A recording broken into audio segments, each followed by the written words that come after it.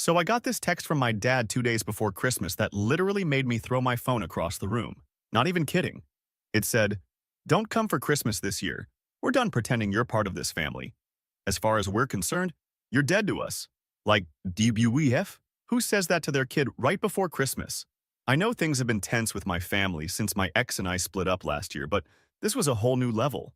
My parents always thought I wasn't living up to my potential or whatever, and they never approved of my relationship with Jamie, my ex. When we had our son Tyler, they barely acknowledged him for the first few years. Anyway, I decided I wasn't going to let them just cut me out like that. Tyler is 7, and he was so excited about seeing his grandparents for Christmas, even though they've been total assholes to him. I didn't tell him about the text. I figured I'd just show up and they wouldn't make a scene in front of their precious neighbors. They care way too much about what people think of them. So Christmas morning, we drove the 2 hours to their house. Tyler had wrapped these little gifts himself for everyone. He spent his own allowance on them and everything. He was bouncing in his seat the whole way there, asking if Grandma would make those cookies he likes. I almost turned around like 5 times, but I kept thinking they wouldn't actually turn away their own grandson on Christmas. I mean, who does that? We pull up and I can see the cars of my brothers and sisters already there. My sister's BMW, my brother's Jeep, the whole family inside without us. Tyler's carrying his little bag of presents and I grab the stuff I brought and we walk up to the door. My mom opens it and the look on her face, I'll never forget it. She goes, "I said no. Get off my property." Then she sees Tyler standing there and her face gets even worse. She said, "And you brought him. How dare you?" I could hear my siblings laughing inside. I tried to explain that Tyler just wanted to see everyone for Christmas, but then my brother comes to the door and throws a beer can at me. Like an actual half-full beer that splashed all over my jacket. He's yelling, "Security, we have an intruder. Someone called 911? Like it's some kind of joke. Tyler grabbed my hand and I could feel him shaking. Then my dad shows up with a baseball bat. An actual bat. He starts going off about how I'm 29 and unemployed and a total failure who can't even pay child support on time. Which is bullshit, BTW. I lost my job in October and missed one payment that I made up the next month. One time. Mom starts screaming at Tyler, telling him his dad is a loser and that's why his mom left. My uncle, Dad's brother, joined in laughing about how I knocked up some druggie, which is such a lie. Jamie had some issues years ago before Tyler was born, but has been clean ever since. My mom grabbed the gifts we brought and threw them in the yard, stepping on some of them and yelling about how I should take this dollar store trash back, and that Tyler deserves a real father, not you. Tyler started crying when my dad pointed at him and said he'd grow up to be a nobody just like me. The neighbors were out on their porches by this point. Some were recording with their phones. It was the most humiliating moment of my entire life. Dad's final words were, "Don't come back until you stop being an embarrassment. Actually, don't come back at all. You're not my son." I just smiled, took Tyler's hand and said, "You're going to regret this," and walked away. Tyler was sobbing in the car and asking what he did wrong. I had to pull over because I couldn't see straight. I was so angry. I told him he didn't do anything wrong and that Grandma and Grandpa are just mean people. The thing is, my family has always been like this. Growing up, nothing I did was ever good enough. My brother was the athletic one, my sister was the smart one, and I was just there. When I didn't get into the colleges they wanted, they made me feel like garbage. When I started dating Jamie in my early 20s, they called her trash because she didn't come from money like them. They've been looking down on me my whole life. After the divorce, things got worse. I moved into a smaller place and had to start over. They acted like I was some huge disappointment, even though I see Tyler every weekend and some weekdays. I work my ass off to provide for him, but because I'm not making 6 figures like my siblings, I'm a failure. A week later, around 11 p.m., my phone exploded. 45 desperate messages, 67 missed calls, voicemails full of crying and screaming. Turns out there's something they need from me, something only I can give them. And now they're desperate. I haven't answered a single message. I listened to one voicemail where my dad actually sounded scared. Good. Let them panic. Let them wonder. I've been saving screenshots, recording voicemails, and making a plan. They want to treat me and my son like garbage? They want to humiliate us in front of the whole neighborhood? Fine. But actions have consequences. And I'm about to make them face every single one. Update 1. So it's been about 3 weeks since the Christmas disaster where my family humiliated me and my son in front of the whole neighborhood. Lots of you asked for an update, and holy shit do I have one. After ignoring their calls for like a week, I finally decided to listen to some of the voicemails. My dad went from "call me immediately" to "please, we need to talk," to straight up begging. My mom's messages were just as desperate, but with more guilt-tripping BS about how I'm tearing the family apart. Whatever. I was still pissed and wasn't planning to call them back, but then I got a text from my cousin Dan. We're not super close, but he's always been the only decent one in the family. He asked if we could meet up for lunch. Said there was something I should know. I was kind of suspicious, but figured Dan wouldn't be part of some ambush, so I agreed. We met at this diner near my apartment. First thing Dan does is slide an envelope across the table. Inside is a copy of my grandpa's will. I'm like, WTF, does this have to do with anything? Then Dan tells me to read page 4, paragraph 2. Turns out my grandpa, Dad's father, who died 5 years ago, left a pretty specific condition in his will. The family property, this huge lake house all of us grew up spending summers at, was put in a trust. The trust requires all grandchildren to sign off when they turn 30 before the property can be sold. I turn 30 next month. The kicker? My parents are trying to sell the lake house. They've already got a buyer lined up who's offering way above market value to tear it down and build some massive vacation complex. We're talking millions. But they need my signature, and they need it soon, or the deal falls apart. That's why they suddenly need me so badly. Dan showed me the emails between my dad and the real estate agent. The buyer's deadline is February 15th. If they don't have all signatures by then, they lose the deal. After Dan left, I sat in that diner for like an hour just processing this shit. All those years of them treating me like garbage, telling me I'm a disappointment, humiliating me and my son, and now they need me. The golden ticket to their payday? Yeah, no. I drove to my ex Jamie's place to pick up Tyler for our weekend. While he was getting his stuff together, Jamie asked what was wrong. Apparently, I looked stressed AF. I ended up telling her everything. She got so mad on my behalf, like I've never seen her that angry. Not even during our worst fights when we were splitting up. Jamie suggested I talk to her brother who works in real estate law. I was hesitant at first because me and her family haven't exactly been close since the divorce, but she insisted. So Monday morning I called him. Turns out my position is even stronger than I thought.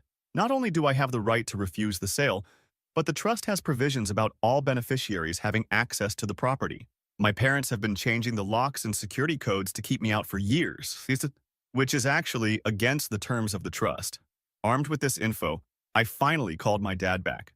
The relief in his voice when I answered was almost funny. He started with this fake cheerful act like Christmas never happened.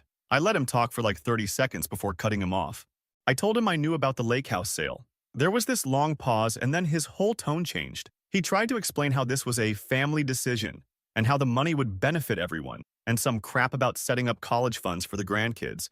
I asked if that included Tyler, or if he was still the kid he called a Merzavek. That's Russian for little bastard. My dad reverts to his native language when he's really mad. Another long pause. Then he offered me money, like straight up tried to bribe me. $50,000 cash if I signed the papers. When I didn't immediately jump at this, he went up to $75,000. I just laughed. I told him I'd think about it and hung up. Within minutes, my siblings started texting. My sister was all, "Don't be selfish." And my brother sent this long paragraph about family loyalty that was rich coming from the guy who threw a beer can at me in front of my kid. The next day, I got a group text from my mom to all the extended family about a special family dinner this Saturday to heal our rifts. Funny how healing is suddenly important now that they need my signature, huh? I decided to go, but not to make peace. I wanted them to look me in the face. Saturday arrives, and I show up at my parents' house alone. My mom immediately asks where Tyler is, trying to act all concerned grandmother now. I told her Tyler was at a friend's birthday party, which was true, but also no way in hell was I bringing him back there after what happened. The whole family is there. Parents, siblings, uncle, even some cousins. They're all acting super nice. Like Christmas never happened. It was honestly creepy. My dad makes this big speech about family and forgiveness and moving forward together. Then my mom brings out this folder with the lake house sale documents, talking about how this is a wonderful opportunity for the whole family. That's when I stood up and played the recordings of their Christmas rant on my phone. The whole table went silent. Then I pulled out copies of my grandpa's will that I'd highlighted and passed them around. I pointed out the part about equal access to the property and asked why I'd been locked out for years. My dad started sputtering about misunderstandings. My uncle tried to step in, saying bygones should be bygones. I reminded him that he called my ex a druggy whore in front of my 7-year-old son 3 weeks ago. Then I laid out my terms. A full written apology to both me and Tyler. My fair share of the sale as defined in the will, not their lowball offer. An additional percentage for the years they've illegally kept me from using the property college fund for Tyler equal to what my siblings' kids are getting. My brother jumped up, knocking his chair over, calling me an extortionist. My dad told him to shut up. That's when I knew I had them. I left without signing anything, telling them to contact me when they're ready to meet my terms. As I was walking out, my mom grabbed my arm, digging her nails in, begging me not to destroy everything. I pulled away and told her she did that on Christmas, not me. It's been 4 days. The texts and calls haven't stopped. My dad's business partner even reached out, trying to reason with me. Apparently, they've already spent money based on the expected sale.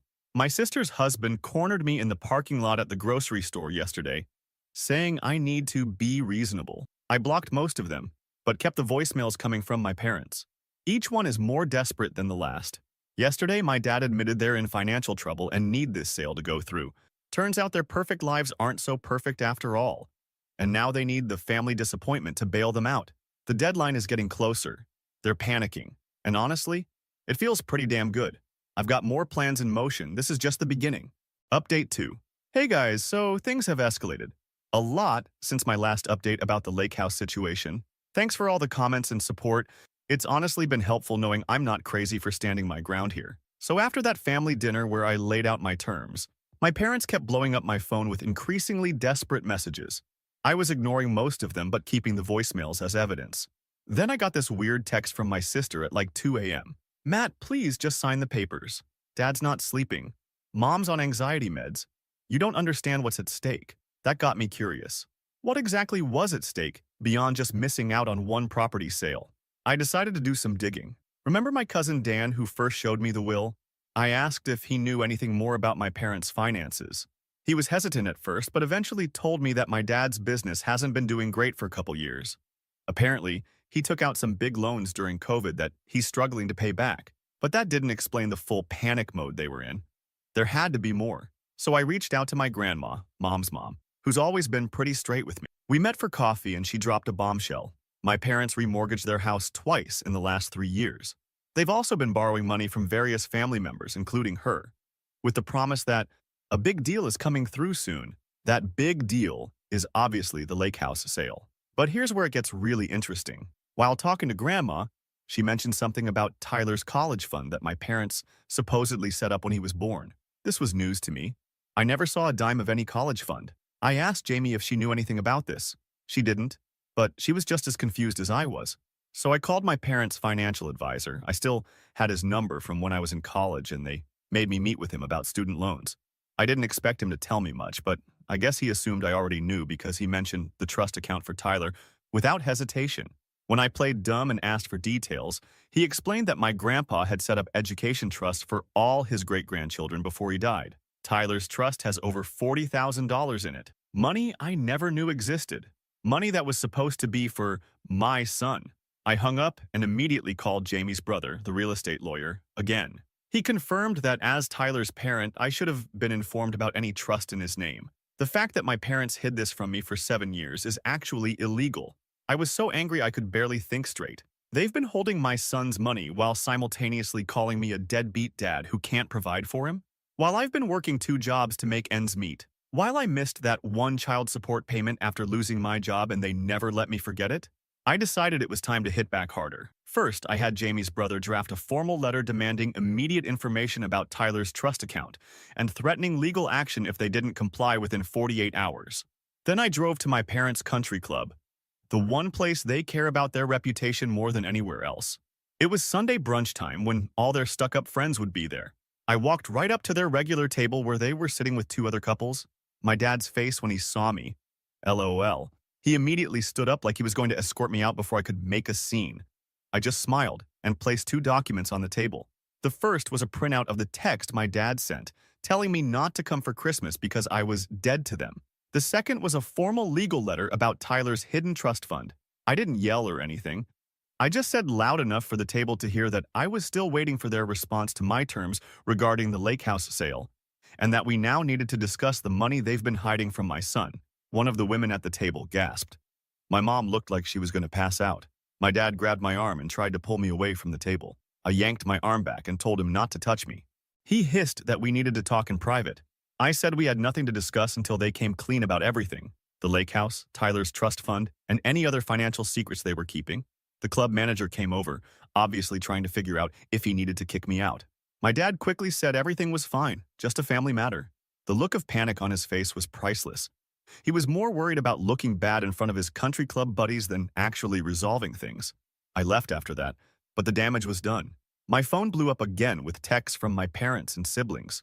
My brother even showed up at my apartment that night, pounding on the door and yelling that I was destroying the family. I didn't answer, just recorded his meltdown through the door and called the building security. The next morning, I got an email from my dad with an attached document, information about Tyler's trust fund. They were suddenly willing to transfer control of it to me. Funny how that works.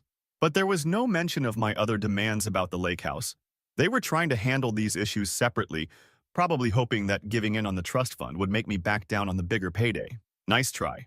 I didn't respond to the email. Instead, I contacted the real estate agent handling the lake house sale directly. I introduced myself as one of the property's legal owners and asked for complete documentation on the pending deal. The agent was hesitant at first, but when I mentioned potential legal issues with proceeding without full disclosure to all owners, she quickly changed her tune. Within hours, I had the complete sale contract in my inbox. That's when I discovered just how big this deal was. The buyer wasn't just some rich guy wanting a vacation home. It was a development company planning to build a luxury resort. The sale price was almost triple what my parents had implied. No wonder they were desperate. I forwarded all this info to Jamie's brother, who confirmed what I suspected. My parents had been planning to lowball me on my share, probably giving me less than half of what I was legally entitled to. Armed with this knowledge, I sent a single text to my dad. I know about the development company. I know the real sale price. Clock's ticking on your February 15th deadline. He called immediately. When I didn't answer, he sent a flurry of texts alternating between threats and pleas. The best one was, "You're going to regret this when you need our help someday." Rich coming from the guy who's now desperately needing my help. Yesterday, my mom showed up at my workplace with tears streaming down her face. She caused such a scene that my supervisor had to ask her to leave. She was sobbing about how they might lose their house, how Dad's business partners were threatening legal action over promised investments, how my siblings' kids wouldn't have college funds if this fell through. I just looked at her and said, "You should have thought about that before telling Tyler his dad was a loser, and he deserved better, before throwing our Christmas presents in the dirt, before treating me like garbage for years." She tried to grab my arm, but I stepped back. She claimed they were just angry that day, that they didn't mean those horrible things. I laughed and asked if she thought I was stupid. This wasn't one bad day.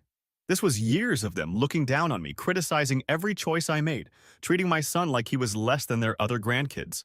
When she realized I wasn't budging, her tone changed completely. She hissed that I was selfish, that I'd always been difficult, that this was why Jamie left me. I just smiled and walked away. Today, I got a call from my uncle, Dad's brother, who made the comment about me knocking up a druggie. He tried to play peacemaker, saying everyone had said things they regretted, and we needed to move forward as a family. I asked if he regretted calling my son's mother a druggie whore in front of my 7-year-old. He stammered something about being drunk. I hung up. The deadline is in 10 days. My parents are getting more desperate by the hour. They've offered to meet all my original demands, but now I'm not sure that's enough. This was never just about the money. This is about years of being treated like the family disappointment, about them humiliating me and my son, about them hiding money that was meant for Tyler. I've scheduled a meeting with the development company for tomorrow. My parents don't know about it yet. I'm not sure exactly what I'm going to do, but I know one thing. They're about to learn that the son they've looked down on for years holds all the cards now. And I'm done playing nice. Final update. So this past week has been absolute insanity, and I've barely had time to process everything that's gone down. First off, thanks for all your support on my previous posts. It's honestly helped me stay strong through all this BS. Remember how I mentioned I scheduled a meeting with the development company without telling my parents? Well, that meeting changed everything. I showed up at this fancy office building downtown feeling kinda out of place in my regular clothes while everyone else was in suits. The receptionist gave me this look like, "Why are you here?" But as soon as I mentioned my name, her whole attitude changed. Turns out they were very interested in meeting me. I got taken to a conference room where 3 guys in expensive suits were waiting. The main guy, Roberts, immediately started asking if I was there representing my family. I told him nope, just myself, and that my parents didn't know I was there. The room got real quiet. Then Roberts asked what exactly I wanted. I laid it all out, how my family treated me and my son at Christmas, how they'd hidden Tyler's trust fund for years, how they were trying to lowball me on the lake house deal. I showed him the recordings of their Christmas rant and some of the threatening texts from my siblings. Instead of being put off, Robert seemed IDK, impressed. He admitted they'd been dealing exclusively with my dad and had no idea there were internal family complications. Then he asked point blank if I was there to block the sale. That's when I dropped my bomb. I told him I wasn't against selling the property at all, I just wanted to deal directly with them instead of through my parents. Roberts explained that the property was perfect for their plans, but they needed all signatures by the deadline, or they'd have to move on to their backup location. Then he asked what it would take to get my signature. I didn't ask for more money. Instead, I made 3 demands. My share would be paid directly to me, not through my parents. They would include a small memorial area in their development, honoring my grandfather, whose property it was. They would rename the resort from the Heights Resort to the Tyler Heights Resort. After my son Roberts was quiet for a minute, then started laughing. He said in 20 years of development, he'd never had someone ask for naming rights instead of more money. He seemed to respect that. After some back and forth, we came to an agreement. They'd meet all my demands, plus give me a small percentage ownership stake in the final development. Roberts had their legal team draft new paperwork on the spot. I signed a preliminary agreement before leaving. As I was walking out, Roberts shook my hand and said something like, "Your family really underestimated you, didn't they?" That felt good, Angel. On the drive home, my phone kept buzzing. My dad had somehow found out about the meeting, probably from someone at the development company. His texts went from confused to panicked to furious. The best part? I didn't respond to any of them. The next morning, I got an email from the development company confirming our agreement and stating they'd informed my parents of the changes. An hour later, my dad showed up at my apartment, pounding on the door. I opened it and he tried to push his way in. I blocked the doorway and told him he wasn't welcome inside. He was red-faced, literally shaking, saying I had no right to go behind their backs, that I was stealing from the family, that this proved I'd always been selfish. I just laughed and asked if he was done. That made him even angrier. He started yelling about how they'd raised me, paid for my education. They didn't. I had loans. Given me everything. I reminded him that 2 months ago, he told me I wasn't his son anymore, so he couldn't have it both ways. He tried a different approach then, saying my mom was devastated, that she might need to be hospitalized from the stress. I asked if she was too stressed to remember calling my son a Mirzavek at Christmas. That shut him up for a second. Then he tried threats. They'd contest the deal, sue me, tell everyone what an ungrateful son I was. I just held up my phone and reminded him I had recordings of everything they'd said and done. Did he really want a judge to hear how they treated their grandson? Finally, he tried bribing me again, offering to split their share with me if I'd tear up the new agreement. Too little, too late. Before he left, he got in my face and said something that actually explained a lot. "You've always been just like your mother's brother, stubborn, difficult, thinking you're better than everyone." Then he stormed off. My uncle, Mom's brother, killed himself when I was little. My family never talked about him, but I'd heard whispers that he had struggled with depression and addiction. Apparently, my dad had been comparing me to him my whole life. Suddenly, so much made sense. Why they were always waiting for me to fail. Why they never trusted my decisions. Why they treated me differently than my siblings. They saw me as a time bomb, just waiting to explode like my uncle. That realization didn't make me forgive them, but it helped me understand the twisted logic behind how they treated me all these years. The next day, I got a group text from my mom announcing an emergency family meeting at their house that evening. She said attendance was mandatory for all family members, including extended family. I almost ignored it, but decided to go. One last time to face them all. I showed up deliberately late. The living room was packed. My parents, siblings and their spouses, my grandma, some aunts and uncles, even a few cousins including Dan. Everyone got quiet when I walked in. My dad started with this speech about family unity and how important it was to present a united front in business dealings. He made it sound like I'd betrayed some sacred family trust by meeting with the developers alone. Several relatives were nodding along. Then my mom took over, crying about how this situation was destroying our family and how they'd always wanted what was best for me, but I'd consistently made choices that hurt myself and others. Classic manipulation. My sister jumped in next, talking about how her kids needed their college funds that were depending on this sale. My brother mentioned the vacation home he'd been planning to buy with his share. I sat there listening to all of it, not saying a word. Finally, my dad turned to me and asked what I had to say for myself. I stood up, connected my phone to their TV using Chromecast, and played the video from Christmas. All of it. Their cruel words, the beer can throwing, the baseball bat, them humiliating my son, the neighbors watching. The room went completely silent. Then I played clips of the voicemails and showed screenshots of the texts they'd sent after. Not the desperate ones, but the threatening, manipulative ones. I showed documentation of Tyler's trust fund they'd hidden from me for years. By the time I was done, several relatives were looking at my parents in shock. My grandma was openly crying. Even my siblings looked uncomfortable. I told everyone that I wasn't blocking the sale. It was still happening. I explained the deal I'd made with the developers, including the memorial for Grandpa and naming the resort after Tyler. I pointed out that everyone would still get their share. I hadn't taken money from anyone else. Then, I looked directly at my parents and said that this was never about the money for me. It was about them finally facing consequences for how they've treated me and my son. It was about them learning that they couldn't just discard people and then expect favors when they needed something. My dad tried to interrupt, but my grandma actually shushed him. That had never happened before. I finished by saying I didn't expect apologies because I knew they wouldn't be sincere. Instead, I had two announcements. First, I was taking full control of Tyler's trust fund, and any future communications about my son would go through me, not them. Second, once the sale went through, I would be using part of my share to start a small foundation in my uncle's name, Mom's brother they never talked about, focused on mental health support for young adults. That last part hit my mom hard. She actually gasped and had to sit down. I left without waiting for their response. As I was walking out, my cousin Dan and a couple of others followed me. They said they had no idea things had been so bad between us or what had happened at Christmas. Dan actually apologized for not standing up for me sooner. The sale went through 3 days ago. The money has been transferred directly to my account as agreed. The developers sent Tyler a little model of what the resort will look like with his name on it. He thinks it's the coolest thing ever. My parents have been eerily quiet since the family meeting. My siblings have sent a few tentative texts, suddenly acting like they want to repair our relationship now that they've got their money. Too late for that. Jamie and I took Tyler to a theme park this weekend to celebrate. It was the first time in months I've seen him laugh without that worried look in his eyes.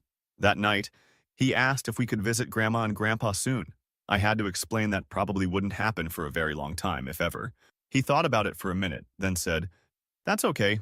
They weren't very nice anyway. Kids understand more than we give them credit for." The foundation paperwork is being processed now.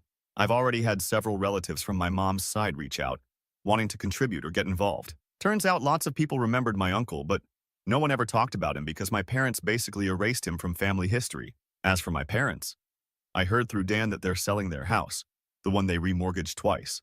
Downsizing, they're calling it. The country club membership is gone too. Actions have consequences.